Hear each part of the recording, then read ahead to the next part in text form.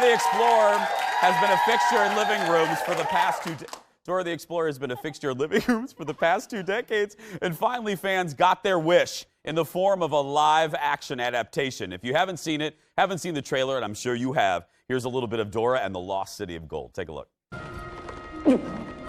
Are you sure you should be touching that? What is that? That does not sound like a good noise. I don't think this is a jungle puzzle. This is Fukio. What the flip is a Fukio? It's an ancient underground aqueduct. Inca engineers built some of the most elaborate irrigation systems ever devised. Water from above using gravity. Stop pulling levers, Randy! I'm trying to find the off switch! The film hits theaters tomorrow and stars Eva Longoria, Michael Pena, and our next guest. Ladies and gentlemen, take this better shot right here. Give it up for Dora here herself, Isabela Moner, and Eugenio Derbez, everybody.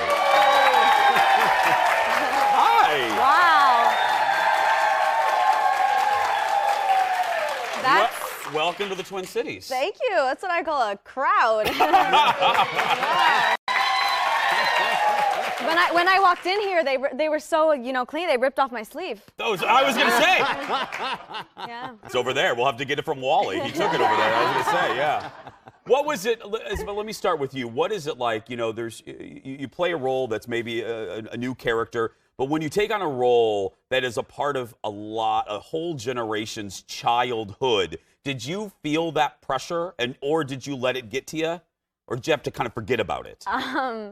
You just don't think about it. You just don't. No, it was a wonderful experience because she was so beloved to me. Yeah. So I was a little skeptical myself, but when it came to, me reading the script, I thought, oh my God, it's just so humorous and like self-aware, and I think it's really funny. And I thought, I got so many ideas just from reading the script alone. I felt like I was like, I got this. Like, I kind of know what I want to do with Dora. And then, Eugenio came in and made it like this really authentic kind of representation of our culture, and he's producing it. So, and he's in it. He plays this really, really funny guy who improvs all the time in his scenes. And it was just wonderful to be a part of it. Did you know, as a producer, right away, this is Dora? Of course. Yeah. No, she's amazing. She's the perfect Dora. Yeah. Really. Wait, did you see my audition tapes? Yes. It's so embarrassing. No, but she's perfect. I mean, she nailed it. She was born almost same as Dora, as the cartoon. The cartoon is 19 years old and she's 18, so they're almost the same age. She grew up with the character, and she sings, she dances, she does. You do it all. She's amazing. I talk. You talk.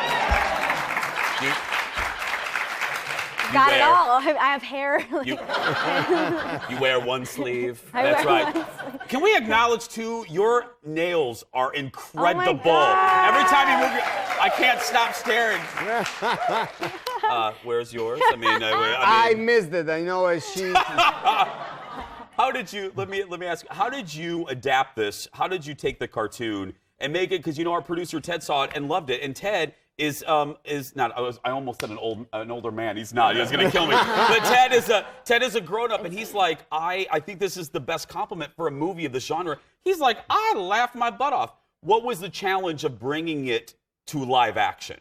Well, the cartoon, the storyline of the cartoon is kind of simple. Yeah. So if you're afraid that you're going to get bored if you go watch the movie, or if you take your kids, you're going to get bored, it's completely wrong. I mean, the movie's amazing. It's fantastic. It has humor for everyone. So if you go with your kids, you're going to have as much fun as them. Isabela, what's the main plot for people that haven't seen the trailer? Okay, so it's a whole movie. So basically, Dora is 10 years older. She's 16, and she's still in the jungle. And she dresses the exact same way, and she acts the same way, and she's still super energetic and exuberant and excited about life. And her parents are a little worried about that because she's never been outside of the jungle. So they send her to live with Diego, and Diego's already moved out of the jungle. He was like 5 or 6. After his show got canceled, he just moved. And then, shamed into a life of the jungle, yeah. And so he was in LA, and so she gets sent to go to high school. And it's really funny because all these kids are so socialized. They're on social media. They got iPhones, and Dora has none of that. She's got a backpack full of hiking gear. Yeah. And like, she talks to inanimate objects. And so that's the kind of funny dynamic that happens. And then all of a sudden, she gets kidnapped by these mercenaries after her parents are after Pata Pata, and it's a whole thing. But she makes some friends along the way, but you also see all the beloved characters from the show, like Swiper, Boots, The backpack, the map. the backpack, the map, all the songs. There's dancing and singing. It's just a really positive, happy movie. Ted loved it, and Ted is a very harsh critic. Ted is what they said, Ted? Ted is a great name, so I trust him. That's right, yes. I trust him. More with our friends when we come back, and how you can meet them today. That's right. We'll be right back. At Mall America. All those that seek Parapata shall surely perish. Okay, I am ready for my parents to come and get me now. You have nothing to worry about. I promise. I mean, there's no need to overreact. Get it off! Get it off! Get it off! Get it!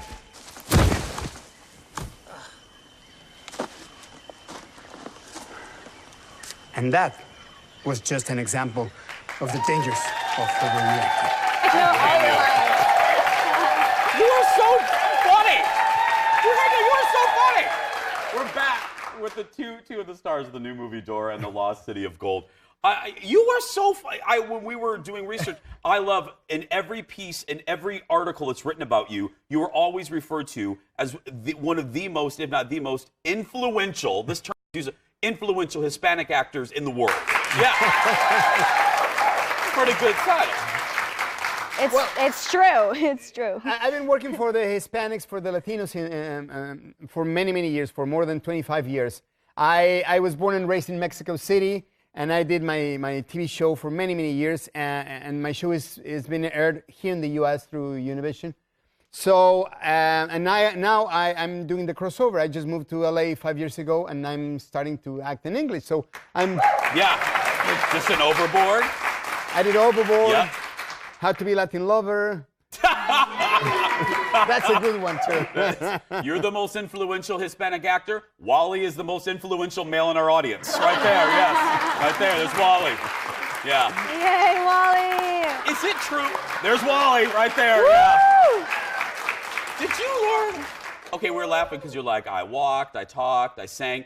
Didn't you learned another language too for this, didn't you? Yeah, I learned Quechua. It's like a dying language. It's one of the unwritten languages that the Incas had. And what's cool is like I learned the language specific to the region that we were supposedly, the movie was taking place in, even though we shot it in Australia. Details. Yeah, but it was Taxes. so cool. Yeah, exactly. Hashtag tax breaks. Yeah. Yeah, and so it was amazing. I got to learn a lot about my culture because I'm half Peruvian, and I had to call some of my family members up on set just to get a translation.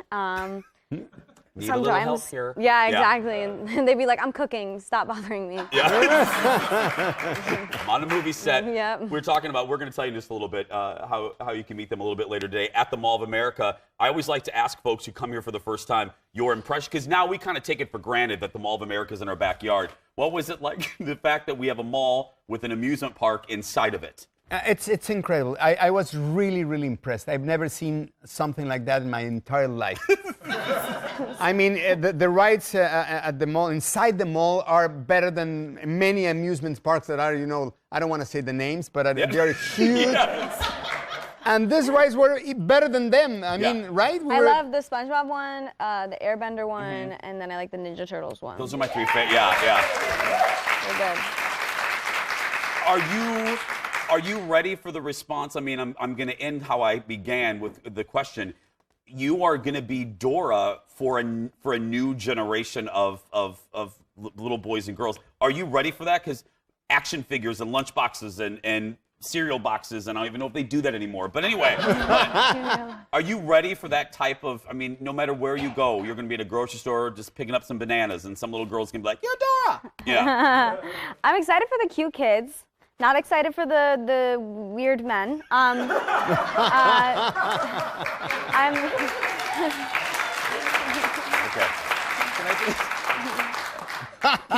Can you just not leave? Could you just stay here forever? You are truly one of my favorite guests ever. Oh, wow. I love how blunt you are. Strange men, don't come up to Isabela. Please don't. Yeah. My dog, he's really cute, but if I give him the command, you know, like. Bloop. The guy is done. No, he's really cute. He's got 3 legs. He does? Yeah, we lost one. She adopted the dog in Australia. Yeah, during Dora, he's like a real like souvenir, a living, breathing You souvenir. adopted the dog from the set? It's a real souvenir. Well, not the set. Yeah. He wasn't in the jungle. Australia's not that weird. Probably like, an alligator ate his leg? Oh no. Hey, no, don't say that! Because I'll get the emails. Anyway, God, okay, I sincerely do not want this to end, but it has to. Give it up, everybody, for Isabela and Eugenio. Dora the Explorer. Dora and the Lost City of Gold hits theaters tomorrow. And again, they are going to be at the Mall of America from 1 until 3 in the Rotunda. Now, if you heard about bracelets, those are sadly gone, but you can still go to the event and get a wave. You can still go, but I would line up right now if I were you. Again, give it up for our guests. We'll be right back. Still ahead.